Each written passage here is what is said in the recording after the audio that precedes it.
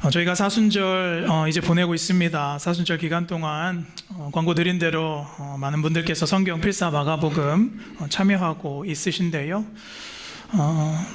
저도 이제 사순절 기간에 마가복음 본문을 가지고 이제 종려주일 또 부활절까지 예수님의 이 행적과 또 예수님의 가르침에 대해서 또 말씀을 준비하고 나누려고 합니다. 오늘 마가복음 3장 우리 1절에서 6절까지의 본문을 가지고 너의 마른 손을 내밀라, 오늘 너의 마른 손을 주님께 보이라 라는 말씀의 제목으로 2월의 마지막 주 말씀 또 나누도록 하겠습니다.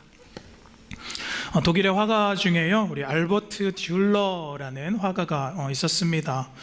이 알버트 듈러의 화가의 작품 중에 이러한 작품이 있었어요. 어머니의 손이라는 작품이 있었습니다. 이 작품은 많은 사람들이 세상에서 가장 아름다운 손이다 라고 찬사를 보내는 그런 작품으로 불리워지는 그림입니다. 유명한 작품이지요. 그림 속에 이제 노년의 어머니가 뭘 하고 있죠? 기도를 하고 있는 손입니다. 또한 2020년에 한국에서 이제 사진 공모전이 있었는데요. 거기에서 이제 수상한 작품, 또 한 가지 작품은 아름다운 손이라는 사진 작품입니다. 사진을 보시면 부르트고 또 마디가 또 퉁퉁 붓고 굵어진 손이지요. 여러분, 처음에 이 알버트 듈러의 작품과 또 지금의 이 사진 이렇게 보시면 이 두 손을 보시면 공통점을 여러분께서 발견할 수 있지요. 사진 넘겨주실까요? 예. 이 두 손을 보시면 사진의 공통점, 이 그림의 공통점이 있죠. 무엇이죠? 주름진 손이라는 것이죠. 또 볼품없고 거친 손이라는 것입니다. 그리고 또 한 가지 공통점은 누군가의 어머니의 손이라는 것입니다. 여러분, 사진이나 어떤 그림에 대한 조예가 딱히 우리가 깊지 않아도, 그렇다면 왜 이 두 작품에 대해서 사람들이 아름답게 느끼는지 사실 성숙한 어른이라면 누구나 알 수 있을 것 같습니다. 여러분, 아름다움이라는 것은요, 절대로 어떤 외적인 젊음 또 화려함이 다가 아니라는 것입니다. 비록 낡고 헤어지고 또 거칠고 또 둔탁하지만 우리가 그것을 볼 때 그 안에 드러날 수밖에 없는 감동과 또 그 안에 스며든 이야기가 있을 때 우리는 그것을 아름답다라고 느끼고 또 말할 수도 있는 것이겠지요. 여러분, 제가 28살이에요. 미국에 처음에 유학 나와서 이제 미국에 오자마자 가족이 운영하는 이제 한국 식당, 한식당에서 이제 일을 주말에 했었습니다. 그때 제가 28살의 청년이었죠. 그래서 식당 서빙도 처음이고 또 제가 감수성도 한참 예민할 때였습니다. 어느 날 제가 일을 하는데 저와 비슷한 또래의 한국 유학생들이었는데요. 한국 유학생들이 손님으로 이제 왔습니다. 저는 그냥 열심히 또 서빙하고 또 고기를 구워지는데, 제가 그 테이블에 서빙을 하려고 다가가기만 하면 그 친구들이 조용해지고, 또 이야기를 막 하다가 제가 그 테이블로 다가가기만 하면 그 친구들이 말이 없어지는 거예요. 그래서 저는 생각했죠. 뭐야, 이놈의 인기는 미국에서도 식지를 않는구나. 내가 식당에서 일하기에는 좀 세련됐지 라고 이렇게 생각을 했었습니다. 그런데 제가 이렇게 고기를 이제 다시 다가가서 고기를 구워주던 제 손목을 딱 확인하는 순간 제가 깜짝 놀랐습니다. 제 손등에 이만한 쌈장 덩어리가 떨어져서 붙어 있는 거예요. 손님들이 이제 그것을 보면서 좀 불편했던 모양이에요. 저에게 말해줄 수도 없고, 그래서 제가 오기만 하면 손님들이 좀 민망해했던 모양인 것 같습니다. 제 팔목에 쌈장을 닦아내면서 제가 얼마나 창피했는지 모릅니다. 근데 여러분, 지금 같으면, 지금 생각해보면 일하면서 손에 묻은 게 그게 그렇게 창피한 일인가 생각되어지기도 하지만요, 그때는 제 또래 여학생들 앞이고 또 제가 총각대였으니까 그럴만도 했다 생각이 듭니다. 여러분, 제가 처음에 보여드렸던 이 두 사진, 거칠고 부르튼 이 어머니의 두 손, 그리고 제가 또 청년 때 일하면서 쌈장이 묻어있던 그 28살의 청년의 손, 지금 우리가 성숙한 눈으로 보면 사실 그 손이 결코 창피한 것이 아니라 아름다운 손이라고 저는 생각을 합니다. 여러분, 우리가 열심히 일한 손을 부끄러워할 필요는 없습니다. 그러나 여러분, 우리가 무엇을 부끄러워해야 합니까? 하나님 말씀에서는요, 로마서 6장 21절 우리 같이 함께 읽겠습니다. 시작. 너희가 그때에 무슨 열매를 얻었느냐? 이제는 너희가 그 일을 부끄러워하나니 이는 그 마지막이 사망임이라. 여러분, 성경은 우리가 부끄러워해야 할 것은 다른 것이 아니라 우리 안에 믿음에 대한 성숙한 열매가 없는 것에 대해서 부끄러워해야 한다라고 말씀하고 있습니다. 여러분, 성숙하다는 것은요, 우리가 정말 무엇이 창피한 것이고 또 무엇이 아름다운 일인가, 무엇이 아름다운 것인가를 구별할 줄 알고 잘 아는 것이 성숙함이라고 믿습니다. 영적 성숙도 마찬가지이겠지요. 여러분, 오늘 마가복음 3장에서 예수님께서 이제 한 사람을 공개적으로 치유해 주시면서 주님께서 주시는 메시지는 우리 인생에서 정말 하나님 앞에 무엇이 아름다운 것인가, 그리고 무엇이 부끄러운 것인지를 지금 예수님께서 우리에게 던져 주시는 것이죠. 오늘 마가복음 3장의 본문은요, 우리가 다 알고 있는 유명한 장면이죠. 손이 마른 사람의 치유가 나와 있습니다.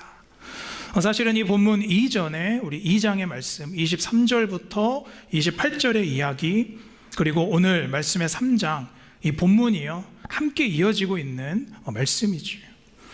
예수님께서 공생을 시작하시고 이제 사역을 막 시작하시면서요, 마가복음 1장과 2장에 이렇게 보시면 이미 많은 사람들을 고치시기 시작했습니다. 귀신 들린 사람, 나병 환자들, 중풍병자들 예수님께서 수없이 고치셨어요. 그런데 그때마다 바리새인들, 서기관들이 예수님에 대해서 못마땅하기 시작합니다. 왜 그렇죠? 그들의 율법의 잣대로 보면, 유대인의 율법으로 보면 예수님의 행동과 예수님의 사역이요, 파격적인 거예요. 그들의 율법을 깨트린 것 같은 거예요. 예수님께서 죄인들과 함께 어울려서 식사하시고 또 부정한 자들에게 손을 대시고 다가가셔서 치유하시고, 근데 그들이 볼 때는 저거는 율법적이지 않다, 율법을 깨트린다라고 생각을 한 것입니다. 그래서 이제 예수님과 제자들이요, 막 공격받기 시작합니다. 특별히 우리가 마가복음 2장 23절 이렇게 보시면 제자들이 안식일에 이제 이삭을 뜯어먹죠. 그래서 제자들이 안식일을 범한다라고 공격하기 시작했죠. 그리고 이제 오늘 3장 1절에서 6절의 사건이 성경에 기록되어 있습니다. 그래서 3장 1절 우리 다시 함께 읽겠습니다. 시작.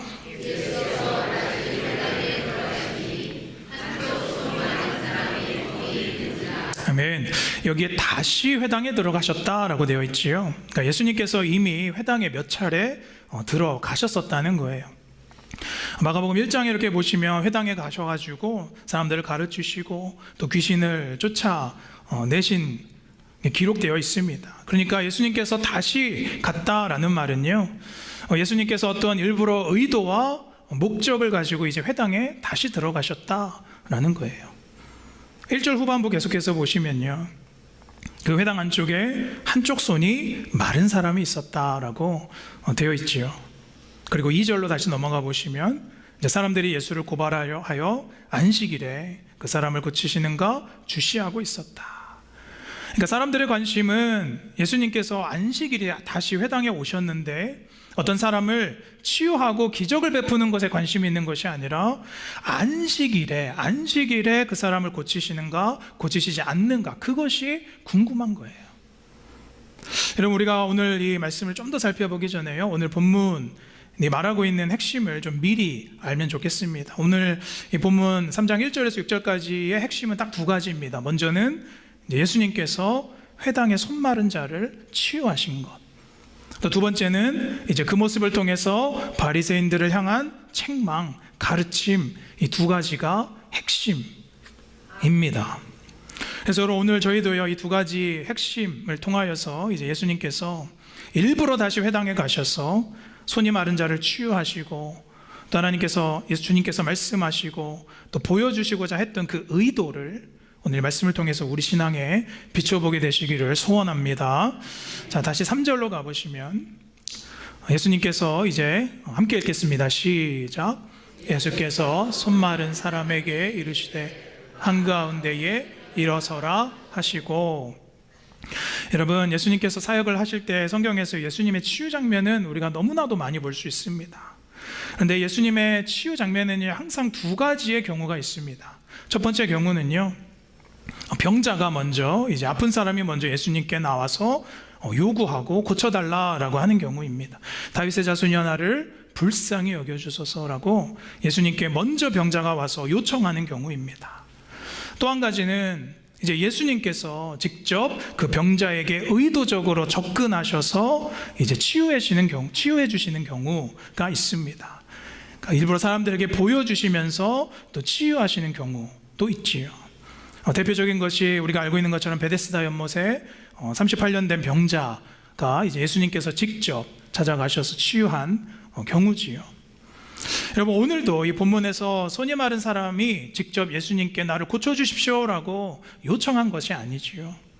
예수님께서 그 회당에 들어가셔서 그를 보시고 선택하시고 불러 세워주셨다는 겁니다. 여러분, 그러면 이 손 마른 사람이 누구인가, 어떤 사람인가 우리가 궁금해지죠.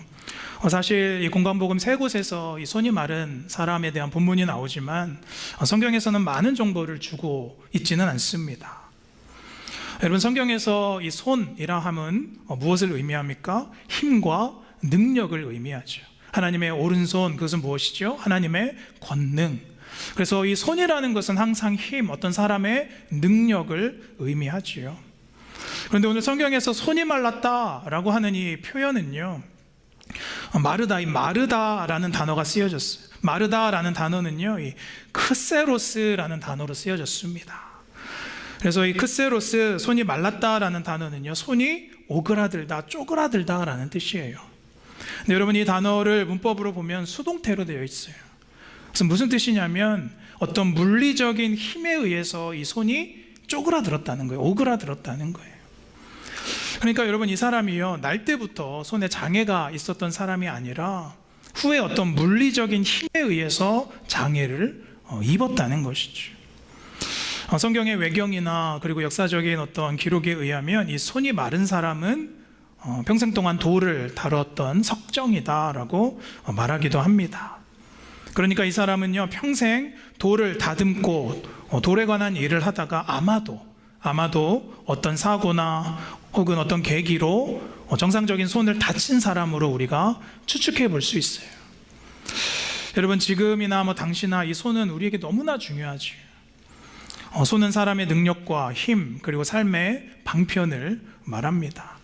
그런데 여러분, 우리 손이 고장났으니 이 사람의 삶이 쉽지 않았겠지요. 근데 여러분, 당시 문화에서는요, 더 큰 문제였습니다. 이 사람이 일을 할 수 없는 거예요. 그리고 세상에서 버림받은 거죠. 그리고 능력 없는 한 사람이 되어버린 것입니다.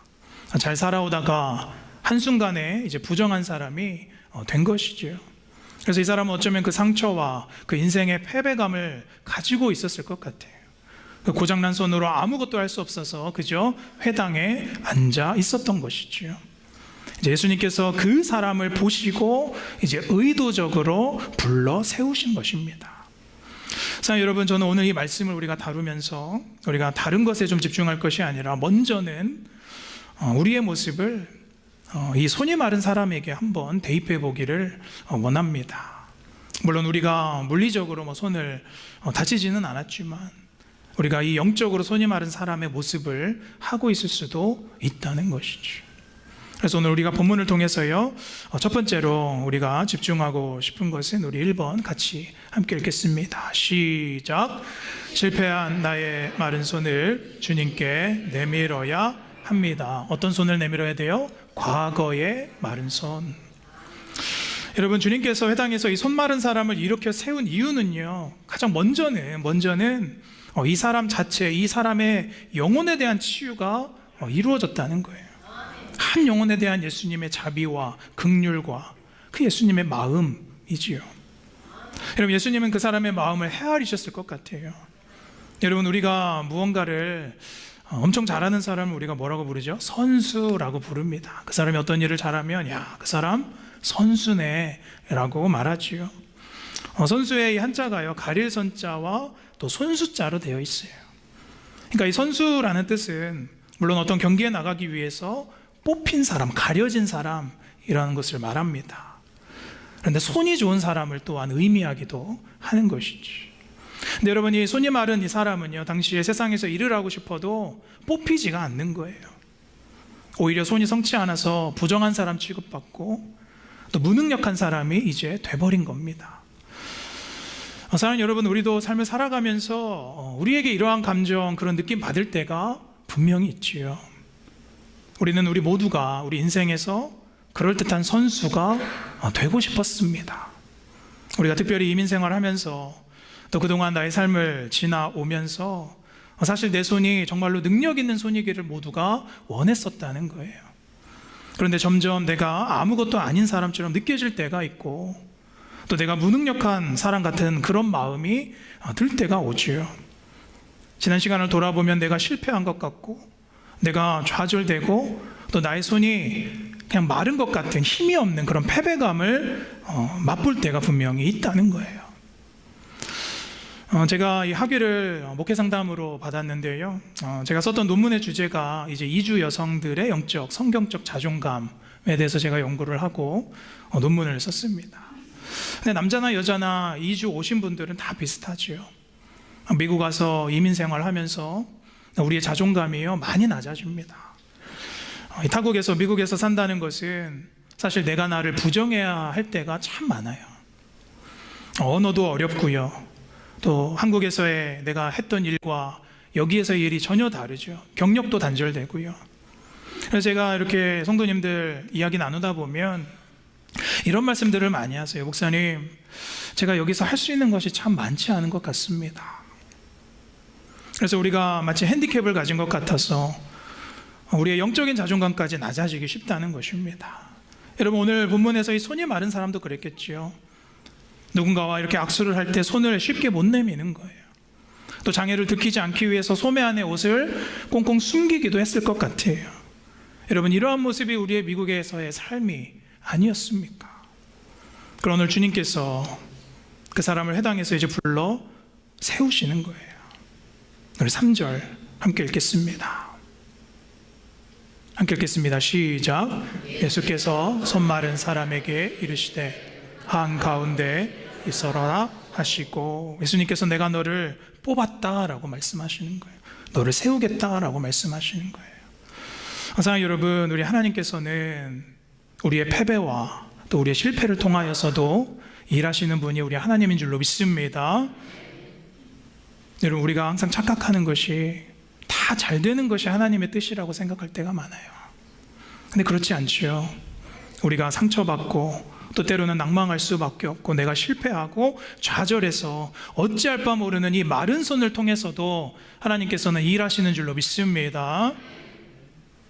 사무엘상 우리 4장 11절 4장으로 가보시면요, 구약에서 이스라엘 백성들이 하나님의 언약궤만 있으면 무조건 승리할 것이다 라고 생각했었습니다. 그럼 어떻게 돼요? 보기 좋게 패하죠. 언약궤도 뺏기고 홈리와 비나스가 죽고 이 사건을 통하여서 엘리도 그 충격으로 죽게 됩니다. 근데 여러분, 이스라엘 전체의 역사를 보면 이스라엘 사람들의 이 실패는, 언약궤를 뺏기는 이 실패는 사실 패배였지만 하나님의 역사 속에서는 절대로 패배가 아니었다는 것이죠. 하나님의 뜻과 하나님의 입장에서는 이게 성공이었다는 것입니다. 사랑하는 여러분, 이 믿음을 품으시기를 소원합니다. 무슨 뜻입니까? 내 눈에는 이것이 마른 손이고 나에게는 실패지만 하나님의 뜻 안에서는 모든 것이 성공이라는 것입니다. 그렇기 때문에 내 손이 지금 마른 것 같고 내가 보잘것없는 것 같이 보이지만 여러분께서 그 손을 하나님께 내밀게 되시기를 축원합니다. 주님께 보이기만 하시면 되는 거예요. 그러니까 주님 말씀하시죠. 네가 한가운데 일어서라. 그리고 5절 말씀 같이 읽겠습니다. 5절 시작. 노하심으로 그들을 둘러보시고 그 사람에게 이르시되 내 손을 내밀라 하시니 내밀매 그 손이 회복되었더라. 아멘. 자, 여러분, 나의 상처와 나의 열등감과 나의 죄성들, 또 나의 낮은 자존감, 나의 그 마른 손을 숨기지 않고 하나님께 보이시기를 축원합니다. 주님께서 부르실 때에 주님께 나의 손을 내밀어 그 나의 마른 손이 회복되기를 간절히 축복합니다. 자, 두 번째, 오늘 우리가 이 본문을 통하여서 우리가 주님께 내밀어야 되는 손 두 번째 같이 읽겠습니다. 시작. 종교만 남은 내 손을 내밀어야 합니다. 어떤 손이에요? 형식의 마른 손을 주님께 내밀라. 여러분, 사실 이 본문의 주된 핵심은요, 안식일 논쟁에 대한 예수님의 해답이지요. 회당에서 손 마른 자를 일부러 세우셔서 또 바리새인들, 거기에 있던 사람들을 책망하시는 거예요. 다시 3절로 돌아가 보시면 한가운데 일어서라 라고 말씀하시죠. 여러분, 사실 이 병자를요, 예수님께서 눈빛으로도 말씀으로도 은밀하게 치유하실 수도 있으셨어요. 그러나 보란 듯이 이제 치유하시려고 하는 겁니다. 그러면서 이제 예수님께서 덧붙이신 말씀 4절 같이 함께 읽겠습니다. 시작. 그들에게 이르시되 안식일에 선을 행하는 것과 악을 행하는 것, 생명을 구하는 것과 죽이는 것 어느 것이 옳으냐 하시니 그들이 잠잠하거늘. 여러분, 지금 바리새인들은요, 온통 주님께서 지금 안식일에 무엇을 하는가, 그것을 지금 관심 갖고 있어요. 예수님께서 오늘 율법을 범하시는가 아닌가, 그렇지 않은가, 그것에 대해 관심이에요. 근데 여러분, 당시 이 안식일 율법은요, 간단하지가 않았습니다. 세분하게 다 쪼개 있었죠. 가령 안식일에 사람이 길을 가다가 돌담이 무너졌어요. 그럼 돌을 이제 치워서 사람을 구해야 되는데, 돌을 들려면 힘을 써야 되니까 이게 노동이 되어야 되지 않는 거예요. 노동이 되지 않으려면 그럼 돌을 몇 개를 치워야 하는가? 사람이 깔렸을 때 우리가 2개만 치워야 된다. 아니다. 3개까지는 치워도 된다. 아니다. 얼굴이 나올 때까지는 우리가 치워야 범하지 않는 것이다. 지금 우리가 보면 어이가 없지만 실제로 그런 법들이 쪼개져 있었다는 거예요. 또 안식일에 사람이 다쳤을 때는 그럼 어떻게 해야 되는가? 피를 만지면 부정하게 되기 때문에 피를 닦아줄 수는 있지만 약을 발라서 피부에 손을 대면 안 된다. 그건 노동이고 그것은 안식일을 범하는 것이다. 그러니까 이런 법들로 그들이 그런 것들을 논하고 있었다는 거예요. 사랑하는 여러분, 어디까지 쪼개야 안식일을 지킬 수 있었을까요? 바리새인들이 왜 이렇게 되었습니까? 바리새인이라는 뜻은요, 이 페루심이라는 말에서 왔어요. 바리새라는 말은요, 분리된 자들이라는 뜻입니다. 그래서 율법에서 우리가 깨끗하지 않은 것, 또 하나님께서 원치 않는 것과 분리되어서 그들이 살겠다라는 그 태도에서 온 말이 바로 바리새인들이지요. 여러분, 이 시작이 얼마나 귀합니까? 거룩함을 위함이고 또 그들이 하나님을 더 사랑하기 위해서라면 얼마나 값진 일이에요. 그러나 여러분, 점점 시간이 지날수록 그들이 우리가 무엇을 지키는 것으로 남보다 높아지려고 하니까, 그러다 보니까 무엇을 지키고 안 지키고 나의 의가 되는 거예요. 율법을 지키는 나의 열심이 의가 되고 그 율법 자체가 그들이 믿는 하나님이 되어버린 것이죠. 여러분, 우리의 의는 내가 하나님께 드리는 사랑과 예배가 되어야 되는 줄로 믿습니다. 여러분, 우리의 의는요, 내 신앙의 종교성으로 이루어지지 않아요. 내가 다른 사람보다 무엇을 더 지키고 무엇을 더 열심히 하는 것으로 우리의 의가 절대로 세워지지 않습니다. 또 타인을 내가 재단하는 기준으로 내가 남들보다 나은 신앙생활을 하는 것도 아니지. 여러분, 내 노력으로 내 기준으로는요, 우리가 그 누구도 하나님께 나아갈 수 없어요. 그래서 율법의 주인이신 주님을 바라봐라 라고 말씀하시는 거예요. 주님께서 오늘 역으로 이제 물으시는 거예요. 4절에 함께 읽겠습니다. 시작. 그들에게 이르시되 안식일에 무엇 악을 행하는 것, 생명을 구하는 것과 죽이는 것 어느 것이 옳으냐 하시니 그들이 잠잠하거늘. 그러니까 그들에게 안식일에 뭐가 선이고 뭐가 악이냐, 그러니까 못 알아들으실까 봐 예수님께서 또 풀어서 말씀하세요. 안식일에 생명을 구하는 것과 생명을 죽이는 것 뭐가 옳은 것이냐. 여러분, 이 말씀은요, 너희가 아무리 회당에서 기도하고 말씀을 낭독하고 율법을 다 외워도 너희는 이 마른 손 가진 사람 하나 돌볼 줄도 모르는 어리석고 악한 자다라고 말씀하시는 거예요. 그래서 너희의 영이 말라버렸다. 생명이 무엇인지 너희가 감각을 잃어버렸다. 너희의 그 종교만 남은 열심이 이 마른 손을 가진 자와 같다라고 주님께서 말씀하시는 겁니다. 그래서 마가복음 2장 27절 28절에 이미 예수님께서 말씀하셨죠. 안식일이 사람을 위해서 있는 것이고 사람이 안식일을 위하여 있는 것이 아니다. 그리고 28절에 함께 읽겠습니다. 시작. 이러므로 인자는 안식일에도 주인이니라. 아멘. 여러분, 이 말씀을 믿으십니까? 그것을 알아보지 못하는 바리새인들을 향해서 꾸짖는 거예요. 그 율법의 완성이시자 안식일의 주인 예수님께서 오셨는데 못 알아보는 거예요. 사랑 여러분, 우리에게도요, 이 종교만 남아있는 마른 손이 있을 수 있어요. 내 안에 하나님을 향한 마음은 말랐는데 겉모습의 기도는 있어요. 내 안에 하나님을 향한 내 손이 말랐는데 겉모습의 예배가 있어요. 겉모습의 선이 남아있을 수 있어요. 그러나 하나님께서 오늘 나의 그 마른 손을 책망하심에 그 말씀을 듣고 회개하시기를 축원합니다. 여러분, 하나님의 아름다움은요, 절대로 겉모습이 아니죠. 우리말의 아름답다, 이 아름이라는 말이에요, 나답다, 나스럽다라는 뜻이래요. 여러분, 우리가 가장 나다울 때는 언제입니까? 하나님 앞에 나의 창조성, 하나님을 찬양하고 하나님을 예배할 때 우리가 가장 우리다워질 수 있는 것이죠. 사랑하는 여러분, 하나님을 진정으로 예배할 때 우리가 가장 아름다운 모습이 되는 줄로 믿습니다. 아가서 구약에 보면요, 이 아름다움에 대해서 솔로몬이 말하고 있죠. 아가서 1장 5절에 예루살렘의 딸들아, 내가 비록 검으나 아름다우니 게달의 장막 같을지라도 솔로몬의 휘장과도 같구나 라고 말합니다. 여러분이 아가서를 보시면 두 여자의 부류가 나와요. 첫 번째는 술람미 여자입니다. 그리고 예루살렘의 여인들, 이렇게 비교해서 나오죠. 술람미 여인들은 지금 솔로몬이 말하는 것처럼 이 게달의 장막처럼요, 얼굴이 시꺼매요. 왜냐하면 이들이 포도원에서 일하느라 햇빛도 많이 쬐고 손도 거칠고 피부도 검게 그을렸었다는 것. 당연히 옷도 맵시가 없었겠지요. 반면에 예루살렘에 있던 여인들, 그들은 세련되고 피부도 하얗고 겉은 맵시가 참 좋습니다. 그러나 솔로몬이 말하는 거예요. 예루살렘 여인 같지 않아도 된다. 햇빛에 쬐어서 게달의 장막처럼 검게 그을렸어도 그 아름다움은 성전의 휘장과 같다라고 말하는 거예요. 사랑하는 여러분, 하나님께서 보시는 우리의 아름다움은 정말로 다른 줄로 믿습니다.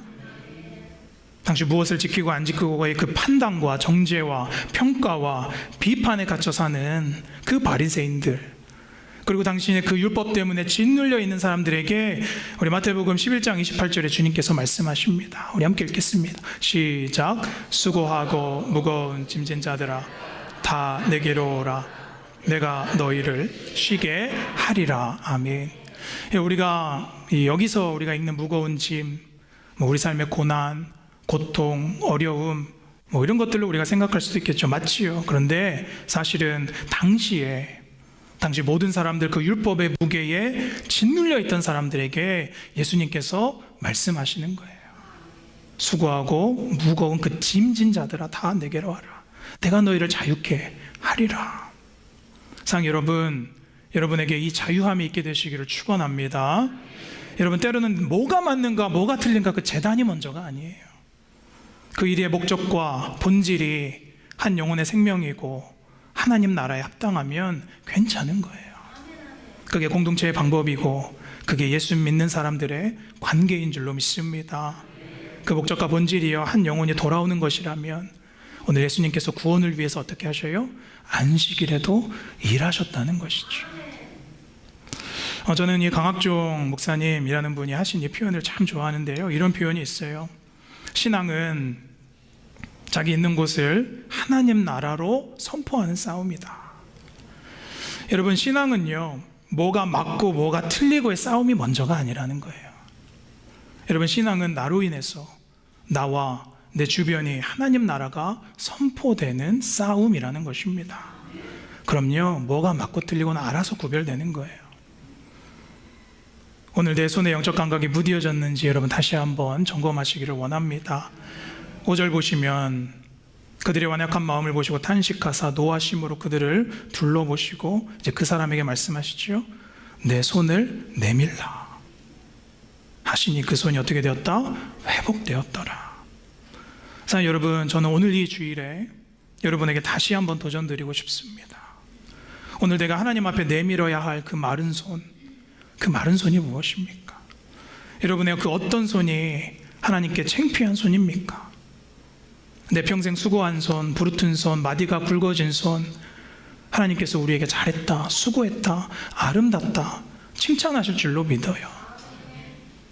오늘 이 회당에 이 사람도요, 자신의 삶을 위해서 최선을 다하다가 무언가에 짓눌려서 손이 망가져서 소매 속에 감출 수밖에 없던 그 손을 보시고 주님께서 너의 잘못 아니다, 주님께서 잡아주시는 거죠.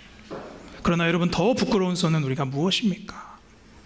평생 신앙생활하면서 내게 전통만 남아있고 의식만 남아있고 관습만 남아있고 종교적인 껍데기 열심만 남아서 내가 겉모습만을 중시하고 열매 없고 사랑 없고 경건의 능력에 말라버린 그 부끄러운 내 손, 그 손을 오늘 여러분이 주목하시기를 소원합니다.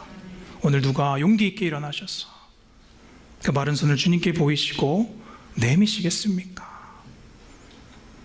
여러분, 제가 한 분만 소개해드리고 말씀 정리하겠습니다. 한국의 천안의 기독교 대학 중에 호서대학교가 있는데요, 이 대학의 설립자가 강석규 박사님이라는 분이셔요. 돌아가셨는데요, 이분이 103세의 나이로 돌아가셨습니다. 훌륭한 일을 많이 하셨던 분입니다. 제가 우연히 이분의 쓴 글을 제가 읽은 적이 있는데, 제목이요, 글의 제목이 어느 95세의 어른의 수기라는 제목입니다. 어느 95세 어른의 수기. 제가 한 부분을 여러분께 소개해드리고 싶어서 가져왔어요. 이렇습니다. 나는 젊었을 때 정말 열심히 일했습니다. 그 결과 나는 실력을 인정받았고 존경을 받았습니다. 그 덕에 65세 때 당당한 은퇴를 할 수 있었지요. 그런 내가 30년 후인 95살 생일에 얼마나 후회의 눈물을 흘렸는지 모릅니다.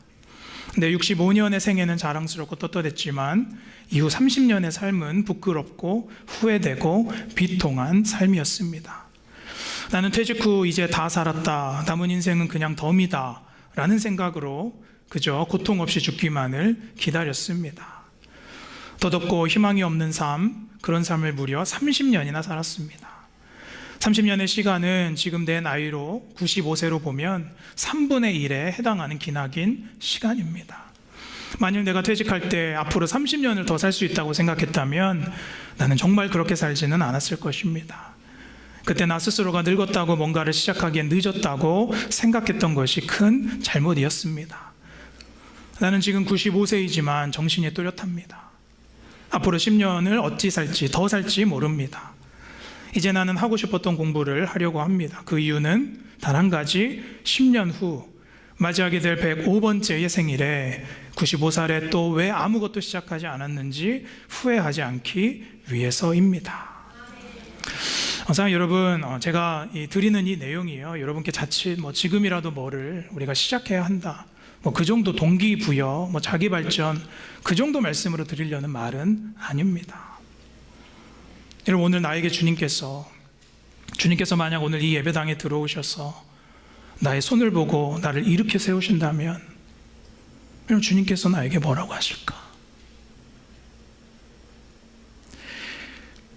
그동안 너의 삶을 위해서 수고한 손 내가 안다. 그러나 이제 십자가 복음을 위해서 네가 그 손으로 무엇을 하겠느냐? 주님께서 묻지 않으시겠습니까?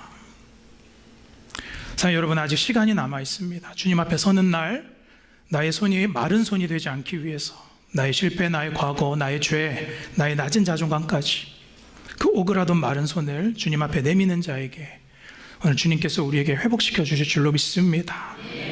그래서 예수님께서 뭘 하시는지 엿보는 자가 아니라 당당히 일어나서 내 두 손에 능력받고 회복되는 그 마른 손의 주인공 되시기를 주님의 이름으로 간절히 축원합니다.